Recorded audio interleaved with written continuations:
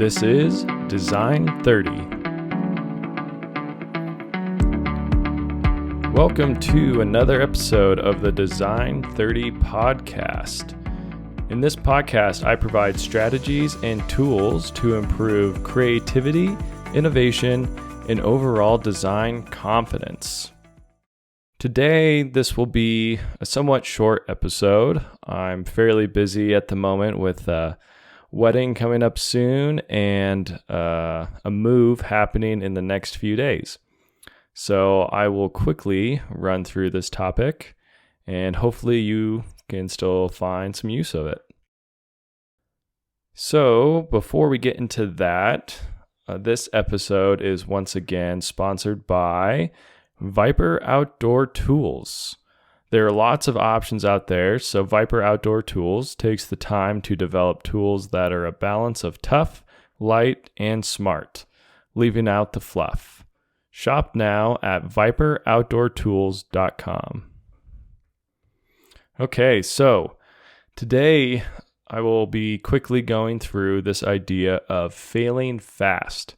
And to start, I want to discuss with what it isn't.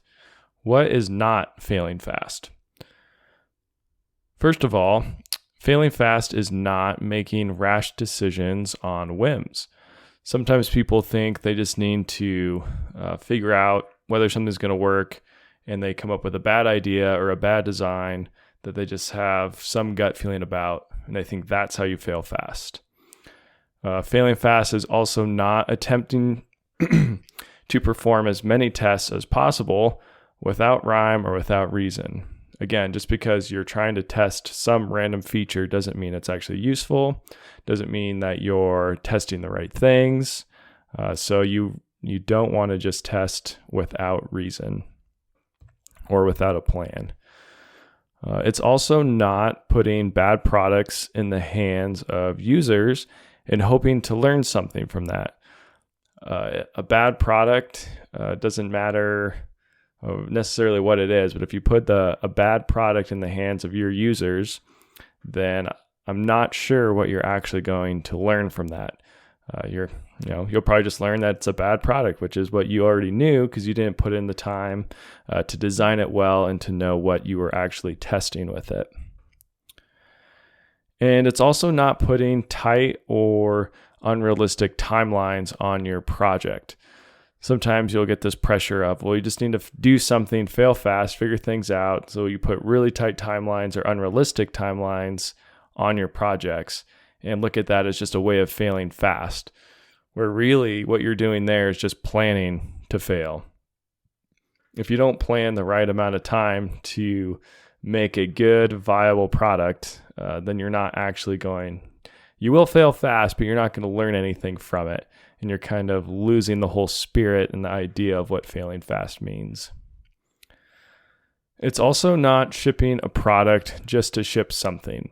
If you have a product that in development is not hitting your requirements, does not have the feature set that your customer base will value, you probably don't want to ship that just to ship it. That's a good way to waste a lot of time as well as a lot of money. So what is failing fast then? Well, it's carefully thinking through design decisions and methodically planning out what you're going to actually design and what you will learn from making it. And then you want to pursue that aggressively. So you don't skip the whole planning and thinking careful stage. You still do all of that, but then you have a more aggressive timeline of how you get to actually manufacturing those products, whether that's 3D printing, some sort of rapid prototyping for whatever industry you're in, but some way to make that quickly and aggressively once you have a good plan in place. It's also choosing specific features that you want to build and test and these are features that require more feedback to inform the overarching design of the product you're developing. So a good way to fail fast is to focus on one specific feature, come up with a few designs to address that, and then doing some user testing with that, or maybe some requirements testing with that, and see what your results are. So it's well planned out. You have an actual hypothesis that you're testing, and the results will be meaningful. It's also creating minimum viable products to test your market. Emphasis on viable here, though. You don't want to create a minimum non-viable product, because once again, it's not viable. It's not meeting requirements. It doesn't provide the feature set that your customers value. There's no point in pushing that out into the market. But if you can create a product that is viable, that has a feature set that your customers do actually value, but maybe it's just not quite a broad or as broad of a feature set that you could ideally make if you had enough time or enough money. So sometimes you need to go with that minimum viable product. You can get that out into the real world to have users test it. And then that will actually teach you a lot about what features you do need to add in the future, or perhaps features that you thought were meaningful or valuable to your customers but actually aren't. Failing fast is also pushing your team to focus on the most important features of the design and not getting caught up on non-critical features.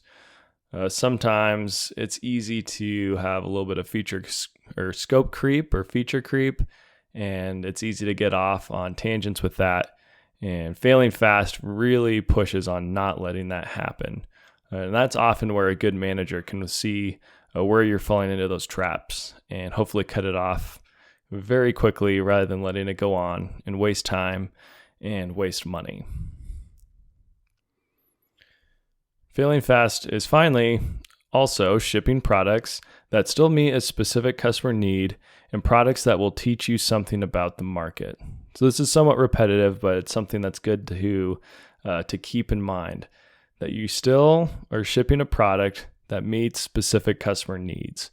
It's something that is still viable in the market, and that will actually teach you more than if you put a product out there that from the start you know it's not offering anything of value to the customer. So in summary, you could describe failing fast as failing intentionally, failing intelligently, failing with purpose, and finally failing with humility. But throughout all of this, you do want to go fast, and you don't want to get bogged down with too much scope creep or too much feature creep. And what are the things that will typically bog you down on a design team? Well, sometimes you get caught up trying to design a niche feature set that your market doesn't actually value. This is something that me as an engineer, or a lot of people, a lot of designers can fall into, where you get caught up with something that's very challenging and interesting, but in the end, it's not a feature that significantly improves the product. So that's something you need to be careful of. Also, waiting for quantitative data that you will never actually have. This is something that will slow you down. And you need to realize sometimes in the development process, you're not going to have this awesome quantitative data set that gives you all of the data that your heart desires. It's often not something that you're going to have access to. So in that case, you have to go off of qualitative information, which still can be very useful. And if you're trying to move fast, it has to be good enough. Also, if you make it difficult to buy and build prototypes, this is something that's very practical. As a manager, maybe someone who's running a business, it's something to keep in mind. You want to be able to buy and build things quickly. Obviously, you need to be smart on the business side of things, but any way that you can empower your team to work through the purchasing process and being able to actually get their hands on their parts quickly, that's always going to be a bonus. And then, of course, I think we've all experienced this, too much process that slows down, specifically can slow down design changes, or even going back to the last point, slowing down purchasing, things like that, with just too much red tape. That's something you want to try to minimize if your goal is to fail fast. In summary, again, fail intentionally, fail intelligently, fail with purpose, and fail with humility. Now, the Design30 discipline for this is, again, a somewhat simple one, but I would encourage you to spend some time thinking about it or actually trying it out. So to start, list the top 20% most important features on the product that you're currently designing. And then focus on this 20% and look for ways to test those features, to optimize those features, how to prototype those features, anything like that. Because it's really this top 20% that is going, or it's this 20% of features that will be used 80% of the time by your customer or your user base. And actually, I should clarify that a bit. It's not necessarily the 20% you choose, but 20% of the features of your product will be used 80% of the time as a general rule. So it's important to focus on what you believe to be that 20%. And that is the end of this somewhat short episode on failing fast. I hope it was interesting. Hope it gets you thinking about how to implement different ways of failing fast at work or at your own business, wherever you might be. Hopefully you found that interesting. As always, please subscribe and rate the podcast. Look me up on YouTube. That's Design30 as usual. And also on Instagram. So give me a follow on Instagram. And if you have any questions or topics that you want me to address, go ahead and shoot me an email at learndesign30@gmail.com. And that is the end of this episode. Thank you so much for listening.